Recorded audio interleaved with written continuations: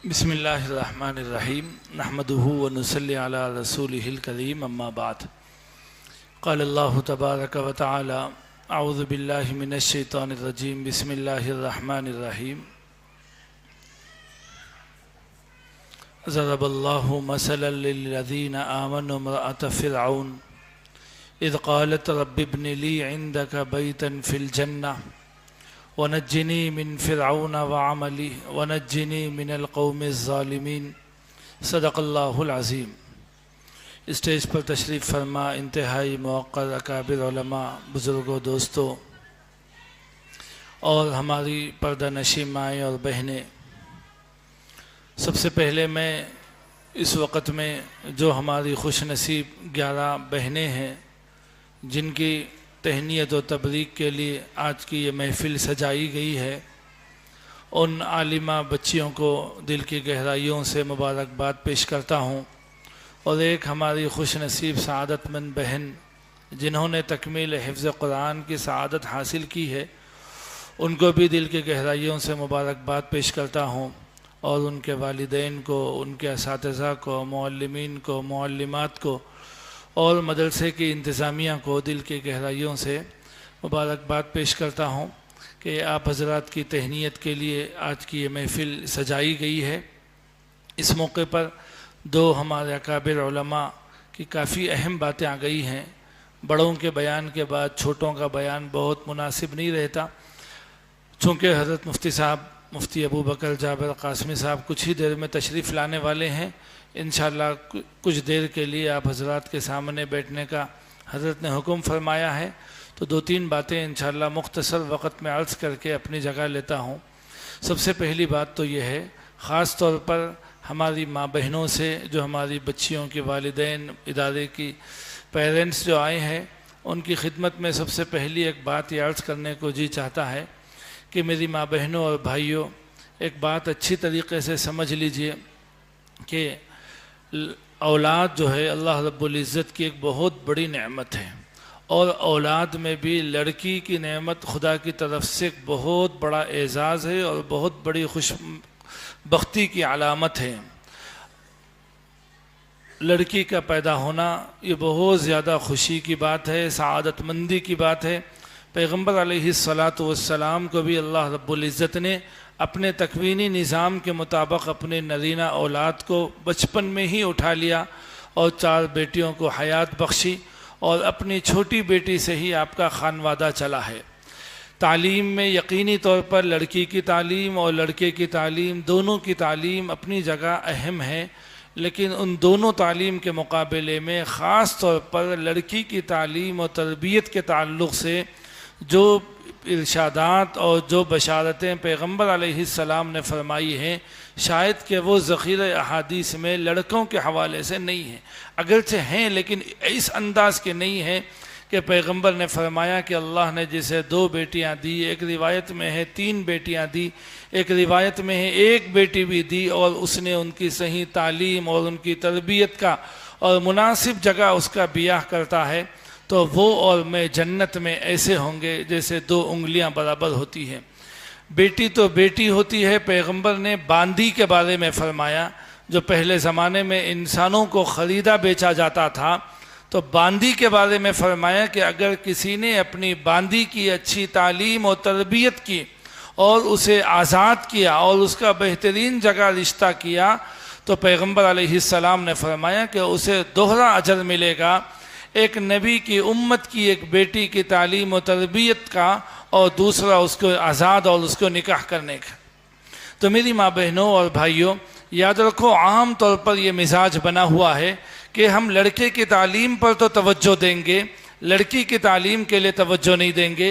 पैगम्बर अलैहिस्सलातु वस्सलाम अपने मदीने के क़ियाम के ज़माने में बाज़ाब्ता तौर पर हफ्ते में 1 दिन औरतों के लिए मुतय्यन किया था और औरतों को तालीम देते थे। ईदैन के मौके पर औरतों के लिए खुसूसी इंतज़ाम किया जाता था और उनकी तालीम और तरबियत की जाती थी। आपको मालूम होनी चाहिए, इस उम्मत में सबसे पहले ईमान लाने वाली भी एक औरत है। इस उम्मत में सबसे पहले अपनी जान का नजराना पेश करने वाली एक औरत है। इस उम्मत में सबसे पहले कुरान को अपने सीने में महफूज करने वाली भी एक औरत है। उनका नाम सैयदना सिद्दीक़ा आयशा रज़ी अल्लाह अन्हा है। पैगम्बर अलैहिस्सलातु वस्सलाम पर ईमान लाने वाली खातून अम्मा जान सैयदना खतीजतुल कुबरा रज़ी अल्लाह अन्हा है। पैगम्बर अलैहिस्सलाम के दीन के लिए अपनी जान को सबसे पहले मदीनतुर रसूल मक्कतुल मुकर्रमा की सरजमीन को अपने खून से लालाजार करने वाली हज़रत सुमैया है।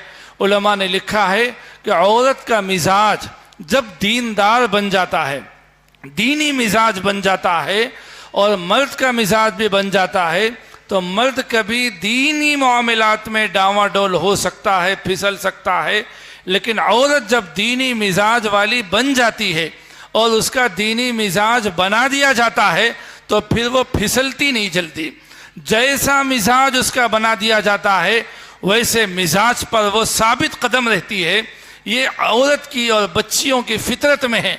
आप देखिए कितनी गलत रसूमात आज हमारे माशरे में राइज है।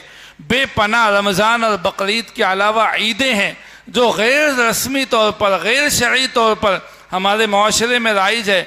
निकाह के अंदर इंतकाल के मौके पर बेशुमार रसूमात हमारे इलाके में हैं। आप देखिए वो पूरा निज़ाम कौन चला रहे हैं? औरतें चलाती हैं। मर्द कितनी मर्तबा कहता है कि भाई नहीं, अब हमें नहीं करना चाहिए, सही बात है, लेकिन आखिर वक़्त में आके यही कह देता कि हम नहीं करना चाह रहे लेकिन क्या करना, औरता नहीं सुनते बोल के, औरता नहीं सुनते बोल के। औरत के अंदर एक बहुत बड़े आलिम रब्बानी हज़रत अली मियां नदवी नव्वरल्लाहु मरक़दहू ने लिखा, नबी के विसाल के बाद कुछ सहाबा जो नए नए ईमान वाले थे वो मुनाफिकीन और यहूदियों के बहकावे में आकर ईमान से फिर चुके थे, ज़कात का इनकार कर दिया था और कुछ दीन के बदीहियात का इनकार किया था।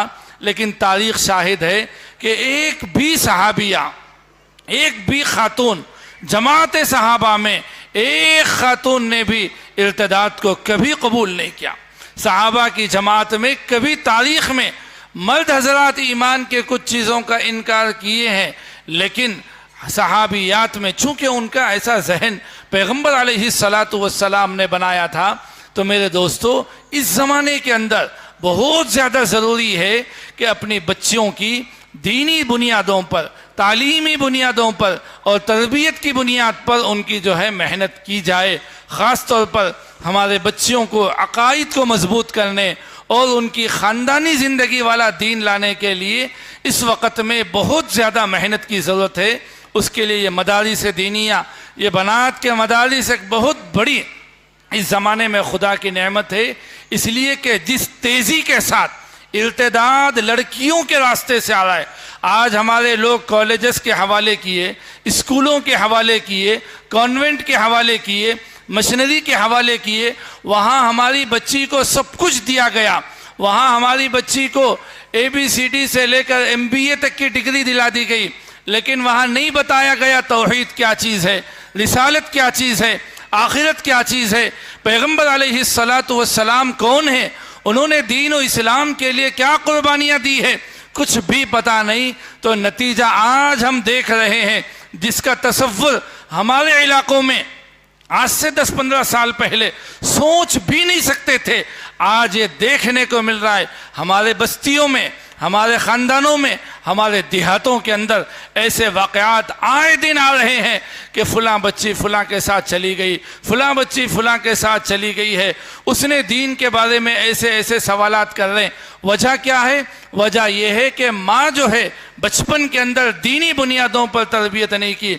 आज शायद कोई हफ्ता नहीं बीतता ऐसा वाक़या पेश न आया हो, कहीं और की नहीं, यूपी बिहार की नहीं, ज़हीराबाद के देहातों की बात मैं आपको बता रहा हूँ कि हर दिन, अभी 10 दिन नहीं हुए, एक वाक़या यहाँ बेड़े करने का पेश आया कि बच्ची की मेहंदी हुई और सुबह जो है बच्ची जो है गैर मुस्लिम के साथ भागी और PS में आकर बैठी हुई है झरा संगम के।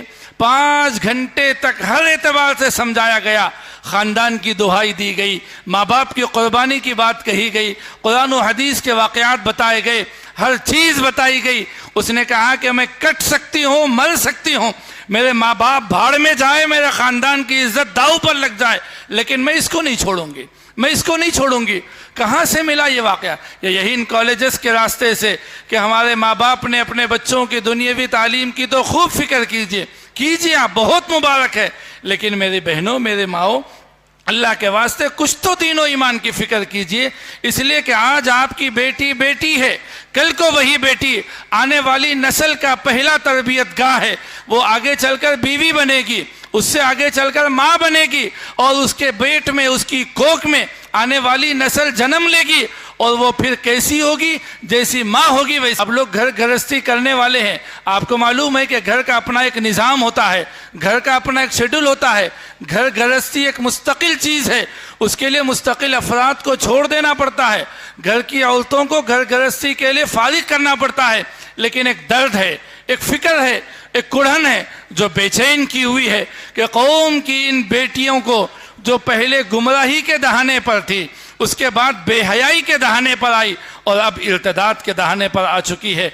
ऐसे वक़्त में ये उलमा फिक्र कर रहे हैं, तड़प रहे हैं और बेचैन हो रहे हैं। अपने घरेलू निज़ाम को आगे पीछे कर दिया, पूरे घर के सिस्टम को ख़त्म कर दिया, और सुबह से लेकर शाम तक कौम मिल्लत के इन बेटियों की तालीम और तरबियत में मसरूफ़ है।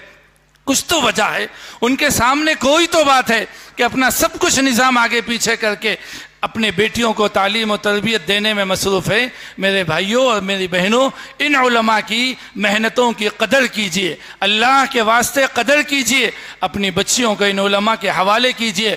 उंगली उठाना, नाम रखना और एतराज़ात करना सबको आता है, काम करना बहुत मुश्किल होता है। और उन्होंने कई को कर रहे हैं, वो अपने घर चलाने के वास्ते कर रहे हैं, ऐसा कर रहे, वैसा कर रहे।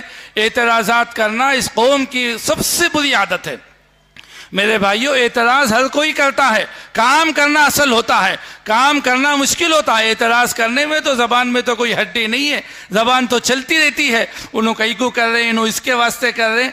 मेरे भाइयों, हमारी कौम की सबसे बदतरीन बीमारी है कि अपनी कौम के लिए, अपने मज़हब के लिए और मिल्लत के लिए काम करने वालों की नाकदरी करते हैं। नाकदरी करना हमारी कौम की बदतरीन आदत है। आप वो दूसरी कम्युनिटी में जाएं, वहाँ जाकर देखें, आपको पता चलेगा।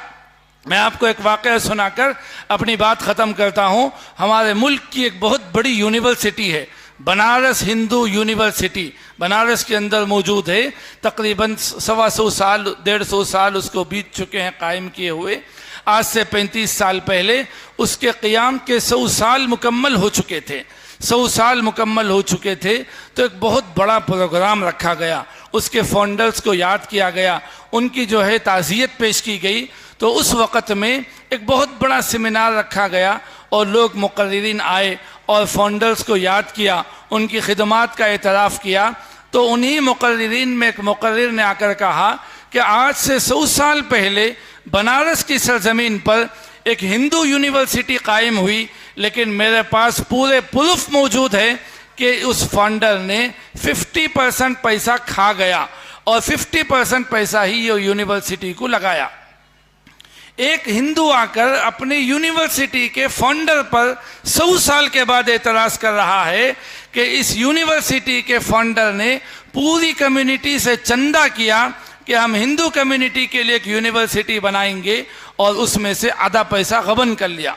तो उस वक़्त में जो सामाईन में से 10-15 ज़िम्मेदार किस्म के लोग आए और स्टेज पर खड़े होकर कहा कि आज से 100 साल पहले हमारी कम्युनिटी को 50% पैसा खाकर भी अगर कोई बंदा यूनिवर्सिटी दिया है, तो आज हम ऐलान करते हैं कि अगर 100% भी अगर कोई खाकर हमारी कम्युनिटी को एक यूनिवर्सिटी देता है, हम उसको अपने सर का ताज बनाने तैयार है।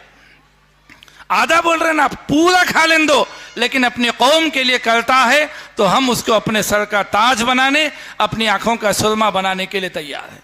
ये दीगर कौमों के पास कौम के लिए काम करने वालों की इज्जत है, और हमारी कौम की बदतरीन आदत है उंगलियां उठाना, नाम रखना, काम नहीं करते। मेरे भाइयों, आपसे इस वक्त में ये कहते हैं कि इन मदारिस दीनिया का साथ दीजिए। साथ नहीं दे सकते, मुखालिफत मत कीजिए।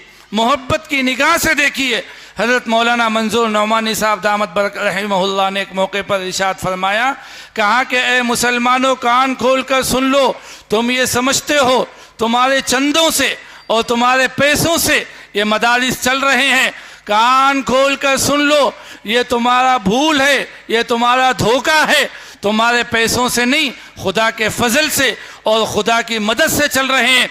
आपकी खुशबख्ती की बात है, आपकी खुशनसीबी की बात है कि आपका पैसा मदारिस के लिए कबूल किया जा रहा है, मसाजिद के लिए कबूल किया जा रहा है।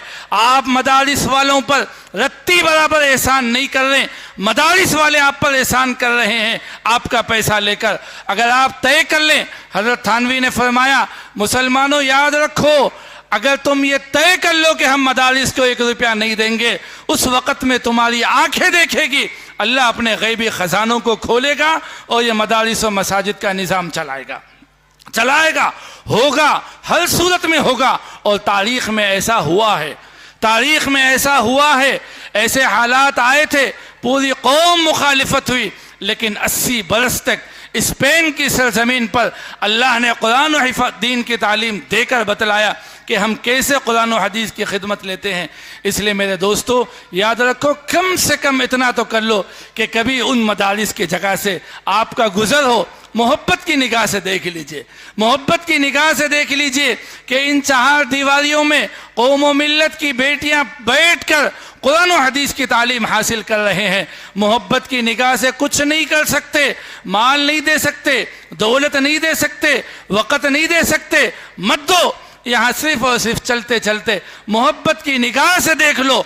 इंशाअल्लाह ये मोहब्बत की निगाह से देखना आपकी नजात का जरिया बनेगा, इंशाअल्लाह आपकी नजात का जरिया बनेगा। पैगंबर अलैहिस्सलाम ने फरमाया, कुन आलिमन, याद रखो, इल्म दीन सिखाने वाले बनो, औ मुतअल्लिमन, या सीखने वाले बनो, औ नासिरन, या जो लोग सीख रहे हैं सिखा रहे हैं उनकी मदद करने वाले बनो, औ मुहिब्बन, या उनको मोहब्बत की निगाह से देखने वाले बनो। फला तकुन खामिसा, फरमाया 5वें मत बनो, 5वें मत बनो, सिखाने वाले बनो, सीखने वाले बनो, मदद करने वाले बनो, या मोहब्बत करने वाले बनो। फला तकुन खामिसा, 5वें ना बनो। 5वां कौन है? उंगली उठाने वाला, एतराज करने वाला, मुखालिफत करने वाला, बुराई करने वाला, ये 5वां है। पैगंबर ने फरमाया कुछ नहीं कर सकते तो मुखालिफत मत करो, ये भी एक बहुत बड़ा ताउन है, ये भी बहुत बड़ा साथ है। इस ज़माने में मेरे दोस्तों इन मदारिस दीनिया की कदर पिछले ज़माने के मुकाबले में बहुत ज़्यादा बढ़ जाती है, बहुत ज़्यादा बढ़ जाती है। इसलिए कि इस वक्त में 4 रास्तों से हमारे बच्चों को, हमारी बच्चियों को दीन व ईमान से फेरने के लिए दुश्मनान इस्लाम ने मुकम्मल मंसूबा बनाया। एक रास्ता तालीम का रास्ता, जितने स्कूल की तालीम है, जितने कॉलेजेस की तालीम है, याद रखिए मेरे दोस्तों, बाज़ाब्ता तौर पर मंसूबा बना लिया जा चुका है कि 2025 से बाज़ाब्ता पूरे मुल्क में NEP के रास्ते से, नेशनल एजुकेशन पॉलिसी के रास्ते से पूरे मुल्क को हिंदुत्व आइडियोलॉजी में रंग देने का मंसूबा बनाया जा चुका है। नेशनल एजुकेशन पॉलिसी क्या है आपको मालूम होनी चाहिए कि हिंदुस्तान का मुसलमान, उसका नाम अब्दुल्ला अब्दुल रहमान होगा, उसका नाम आयशा फातिमा होगा, लेकिन उसकी सोच और फिक्र हिंदुत्व आइडियोलॉजी वाली बन जाएगी। ऐसा सिलेबस तैयार कर लिया गया है और 2025 या 26 से पूरे मुल्क में लाजमी तौर पर यही सिलेबस को पढ़ाना लाजिम कर दिया जाएगा। जहाँ पर हमारा बच्चा गीता पढ़ेगा, जहाँ पर हमारे बच्चे को भारतीय कल्चर के नाम से हिंदुत्व कल्चर दिया जाएगा, और फिर मीडिया के रास्ते से, मीडिया में ऐसे ज़मीर फरोश और बिकाऊ ज़बान बैठी हुई है कि ज़बान खुलती है इस्लाम के ख़िलाफ़ में, तालीमात इस्लाम के ख़िलाफ़ में, ख़ास तौर पर औरतों का जहन बनाया जा रहा है। औरतों के अंदर अभी महाराष्ट्र वगैरह के बाज़ उलमा ये कह रहे थे कि बाज़ाब्ता तौर पर बच्चियों को बिठा कर ये समझाया जा रहा कि अगर देखो एक लफ्ज़ से अगर रिश्ता ख़त्म हो जाता, देखो अगर मुसलमान रहे तो यहाँ पर 7 फेरे से 7 जन्म का साथ रहता, इसलिए यहाँ आ जाओ वहाँ मत रहो, घर वापसी कर लो। वहाँ एक लफ्ज़ बोलते रिश्ता ख़त्म हो जाता। 3-3 सौकना रहना है तो वहाँ रहो, वरना जो है यहाँ आ जाओ। ऐसी बाज़ाब्ता कॉलेजेस के अंदर तालीम दी जा रही, तो कॉलेजेस के अंदर तालीम दी जा रही, तालीम के रास्ते से, दूसरा मीडिया के रास्ते से, और तीसरा फिल्म इंडस्ट्रियल के रास्ते से। ये फिल्मों की दुनिया पहले टाइम पास के वास्ते हुआ करती थी, आज जो है मजहबी आइडियालॉजी और एक मजहब के खिलाफ ख़ास तौर पर इस फिल्म को इस्तेमाल किया जा रहा है। अब जिस फिल्म के ताल्लुक से हंगामा बरपा है, हम 2 हमारे 12, आखिर किस लिए लॉन्च किया जा रहा है, किस लिए लाया जा रहा है, आपको मालूम होनी चाहिए। सिर्फ अंदर की ये बहू बेटियों को इस्लाम से मुतनफ़िर करने के लिए फिल्म लाया जा रहा है, औरतों के ज़हनो दिमाग को इस्लाम के हवाले से बदगुमान करने के लिए लाया जा रहा है। ऐसे वक्त में एक रास्ता तालीम का, एक रास्ता मीडिया का, एक रास्ता फिल्मी दुनिया का, और एक रास्ता ये मोबाइल और माहौल का।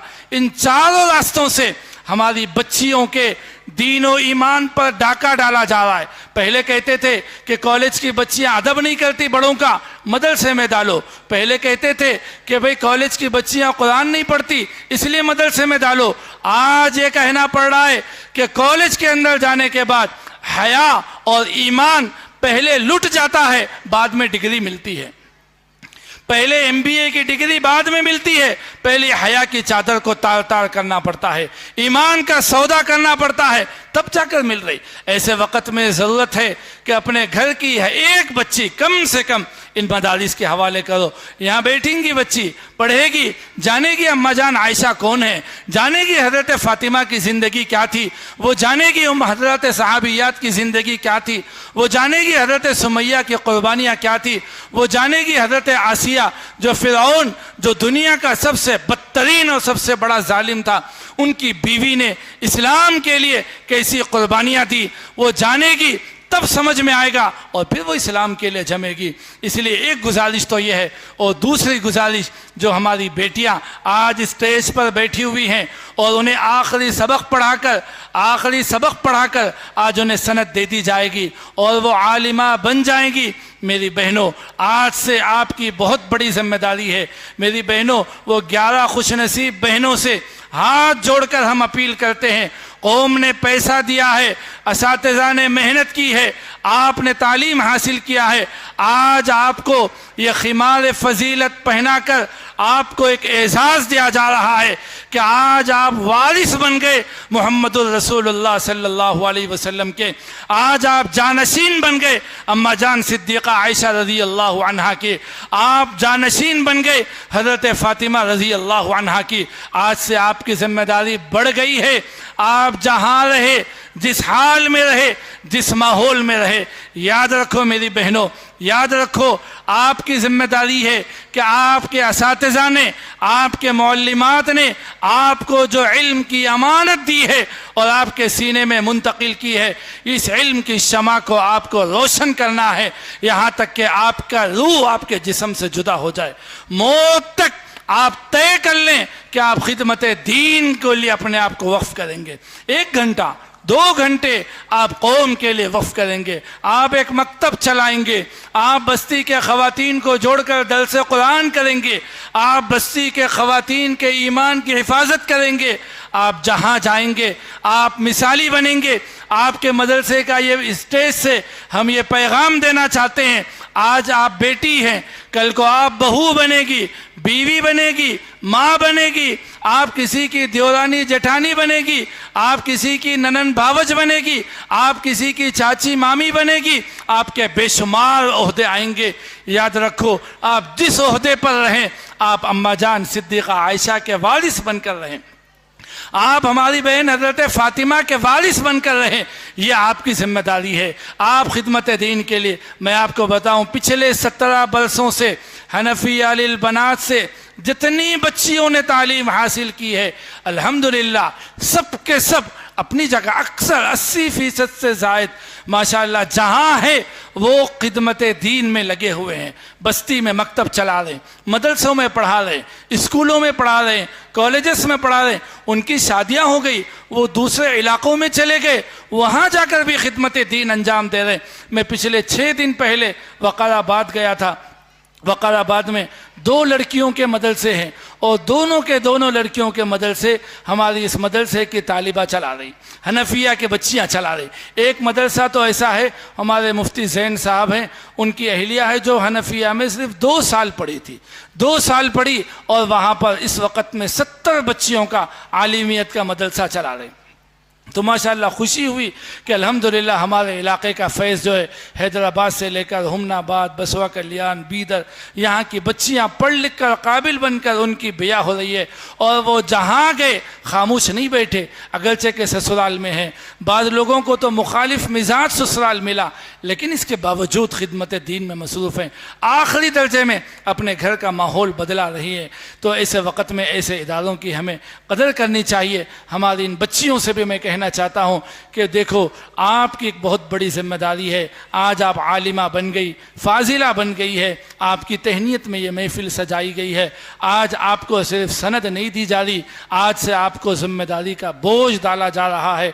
बहुत बड़ी जिम्मेदारी है। इस वक्त में कौम व मिल्लत की कॉलेजेस में पढ़ने वाली बच्चियों के 2 मैदानों में काम करने की बहुत ज़्यादा ज़रूरत है। जो काम हमारी आलिमा बच्चियां कर सकती हैं कि भाई अकाइद के मामले में और मुआशरती ज़िंदगी के बारे में, अकाइद और मुआशरती ज़िंदगी के बारे में आज जो है मीडिया के रास्ते से हमारे कॉलेजेस की बच्चियों के जहन व दिमाग को मशकूक बनाया जा रहा है। ऐसे वक्त में आपकी ज़िम्मेदारी है, हमारे आलिमा बच्चियों की ज़िम्मेदारी है कि आप तय करें कि हम अपने असातिज़ा और मुअल्लिमात के मशवरे से तफसीली तौर पर मुताला करेंगे और कर कर इंशाअल्लाह वो कॉलेजेस की बच्चियों का जो माइंड ख़राब किया जा रहा है उनके माइंड को हम मुतमईन करेंगे। आज मीरास के ताल्लुक़ से मीडिया में उधम मचा हुआ है। ट्रिपल तलाक़ के मसले में मीडिया वावेला मचा रहा है। 1 से ज़ायद निकाह के मसले को लेकर इस्लाम के ख़िलाफ़ माहौल बर्पा किया जा रहा है। हलाला के मसले को लेकर मसला ख़राब, इस्लाम को मस करने की कोशिश की जा रही है। तो आपकी ज़िम्मेदारियाँ हैं, हमारी आलिमा बेटियों की ज़िम्मेदारी है कि आप इन मौज़ूआत को तफसील से पढ़ें और पढ़कर अपने ख़ानदान की, अपनी बस्तियों की, हमारी बहनों की शुकूक व शुबहात को दूर करें। उनके शुकूक व शुबहात को दूर करना आपकी ज़िम्मेदारी है। तफसील से पढ़ें। बकौल हज़रत मुफ्ती सईद अहमद साहब पालनपुरी रहमहुल्लाह के कि हमारी बच्चियाँ हरगिज़ ये न समझे आज से हमारा पढ़ना लिखना ख़त्म, हम आलिमा बन गई। नहीं, आज से आपका पढ़ना लिखना शुरू हो गया। आज तक आप जो पढ़ रहे थे वो अपने असातिज़ा और मुअल्लिमात की मदद से पढ़ रहे थे। अब आपको अपने तौर पर अब इस काबिल बन चुके हैं कि आप अपने तौर पर पढ़ सकते हैं। आपके असातिज़ा 6 साल में आपको इतनी सलाहियत दे दिए हैं कि अब आप मुताला कर सकते हैं, पढ़ सकते हैं, काबिल बन सकते हैं। उसकी ये सनद दी जा रही है। पढ़ना ख़त्म नहीं, यहाँ से पढ़ना शुरू हो रहा है। लिहाजा इस सोच को सामने रखकर आप हजरात प्लान करें। मैं फिर एक मरतबा दिल के गहराइयों से हमारे मदरसे के सारे इंतज़ामिया को, सारे असातिज़ा को, मुअल्लिमात को दिल के गहराइयों से मुबारकबाद पेश करता हूँ। आपसे फिर कहता हूँ कि देखो, ये बनात के इदारे, हमारे ज़हीराबाद के बनात के मदारिस माशाअल्लाह पूरे इलाके के लिए रोल मॉडल है। ऐसे मुस्तहकम और मजबूत इदारे पूरे दूर दूर तक कहीं अतराफ़ व अकनाफ़ में नज़र नहीं आते। ज़हीराबाद वालों की खुशकिस्मती की बात है कि हमारे उलमा ने ये बेड़ा उठाया, कौम की बेटियों को दीनी तालीम व तरबियत से सरफराज करें, उनके सीनों में उलूम कुरानिया, उलूम नबविया को महफूज करें। उसके लिए ये जो है बेड़ा उठाया और काम कर रहे। और आज का ये मौका इंतहाई खुशी का मौका है कि आज तकमील कुरान भी है और तकमील हदीस बुखारी भी है। और यही 2 चीज़ें हमारे लिए ज़िंदगी भर के लिए आइडियल और नमूना है। कुरान और सुन्नत, यही चीज़ें हमारी कामयाबी का ज़रिया है। इन्हीं दोनों चीज़ों को मदारिस में सिखाते हैं। अल्लाह रब्बुल इज़्ज़त ने पैगम्बर अलैहिस्सलाम से फरमाया, कुल बिफ़ज़लिल्लाहि व बिरहमतिही फ़बिज़ालिका फ़ल्यफ़रहू। ए नबी सल्लल्लाहु अलैहि वसल्लम, आप कह दीजिए ये अल्लाह का फ़ज़ल और ये रहमत, ये दोनों चीज़ें जिसको मिल जाती है वो मौका खुशी के इजहार का होता है। सैयदना अबू सईद खुदरी रज़ी अल्लाह तआला अन्हु फरमाते हैं कि मैंने पैगंबर से पूछा ये अल्लाह का फ़ज़ल से मुराद क्या है और अल्लाह की रहमत से मुराद क्या है, तो नबी ने फरमाया फ़ज़लुल्लाह से मुराद किताबुल्लाह और कुरान मजीद है और रहमत से मुराद हदीस और नबी की सुन्नत है। तो आज इस वक़्त में कुरान की भी तकमील है और हदीस की भी तकमील है, तो इसको कुरान ने कहा फ़बिज़ालिका फ़ल्यफ़रहू, ये खुशी का मौका, ये दुआओं की कबूलियत का मौका है। अल्लाह ताला हम सब के जुड़ने को और जमा होने को कबूल फरमाए। आमीन व आखिर दावाना।